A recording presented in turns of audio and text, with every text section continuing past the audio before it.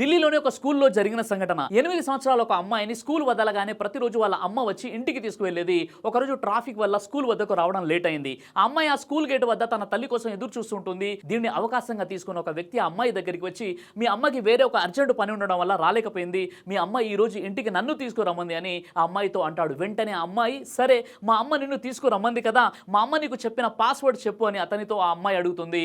ఆ దొంగకి పాస్వర్డ్ ఏంటి అని ఏమీ అర్థం కాలేదు. అటు ఇటు చూసి ఆందోళన పడుతున్నట్లు కనిపిస్తాడు. ఆ అమ్మాయికి వాడి యొక్క దుర్మార్గ బుద్ధి అర్థమవుతుంది. ఆ అమ్మాయి గట్టిగా అరిచేలోపు అతడు అక్కడి నుంచి తప్పించుకొని పారిపోతాడు. ఈ మధ్య కాలంలో మాయామాటలు చెప్పి స్కూల్ పిల్లలను కిడ్నాప్ చేయడం పెరుగుతూ ఉండడంతో ఒక తల్లి తన కూతురికి ఒక పాస్వర్డ్ చెప్పింది. స్కూల్ వద్దకు తాను తప్ప మరి ఎవరు వచ్చినా పాస్వర్డ్ అడగాలని ఆ పాపకి నేర్పించింది. అప్పుడు ఆ పాస్వర్డ్ వాళ్ళు గనక చెప్పకపోతే కిడ్నాపర్ అని గట్టిగా అరవని ముందుగానే ఆమెకు నేర్పించింది. అందుకే ఆ పాప కిడ్నాపర్ బారి నుండి రక్షించుకోగలిగింది. తల్లిదండ్రులు ఇలాంటి కొన్ని ఉపాయాలు ఉపయోగిస్తే కిడ్నాపర్ల బారి నుండి పిల్లల్ని రక్షించుకోవచ్చు.